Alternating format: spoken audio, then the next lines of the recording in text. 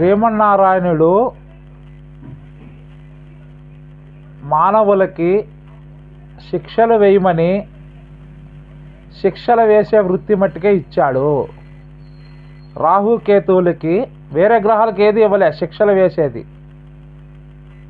ఇది శిక్ష వేసేది మానవులపై శిక్ష వేసే వృత్తి శ్రీమన్నారాయణుడు రాహుకేతువులకు ఇచ్చారు. రాహుకేతువులకు ఇల్లు లేవు, ఛాయాగ్రహాలు. శనివత్ రాహు కుజవత్ కేతువు, శనివత్ రాహు కుజవత్ కేతువు శిక్షలు వేసే వృత్తి రాహుకేతువులకి ఇచ్చారు. ఇద్దరు శిక్షలు వేస్తారు. రాహువు మన ప్లస్ చేసిన మనకి భోగభాగ్యాలు ఇచ్చినప్పటికీ శిక్ష వేస్తుంది రాహువు. కేతువు భోగభాగ్యాలు ఇవ్వకపోయినా శిక్ష వేస్తుంది. ఇది రాహుకేతువులు ఇద్దరు. కేతువు భోగభాగ్యాలు ఇస్తుంది, శిక్షలు వేస్తుంది. రాహు భోగభాగ్యాలు వేస్తాడు, శిక్షలు వేస్తాడు.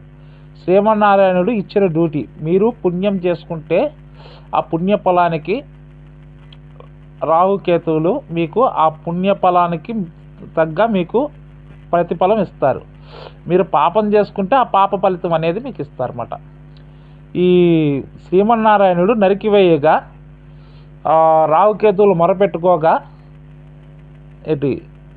మీకును గ్రహమండలిలో చోటు కల్పించునని రాహుకేతులు ఏ ఇంట్లో ఉంటే తానే ఇంకా ఆ ఇంటి ఓనర్లాగా ప్రవర్తిస్తుంటారు. ఏ రాశిలో ఉన్నా ఆ రాహుకేతులకి ప్రత్యేకించి రాశులు లేవు.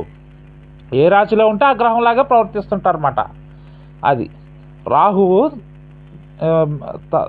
తల, కేతువు మొండం. రాహువు అమృతం తాగుతుండగా నరికివేయగా రాహువు తలలో ఉండిపోయింది. హెడ్లో అమృతం ఉండిపోవడం వల్ల రాహువు బాగా తెలివిగా ఇంటెలిజెన్స్గా ఉంటాడనమాట. కేతువుకి హెడ్ లేకపోవడం వల్ల నాట్ ఇంటెలిజెన్స్, కానీ కేతువు కూడా భోగభాగ్యాలు ఇస్తుంది. అది హరికృష్ణ ఆస్ట్రాలజర్, కాకినాడ, శ్రీమాత్రి.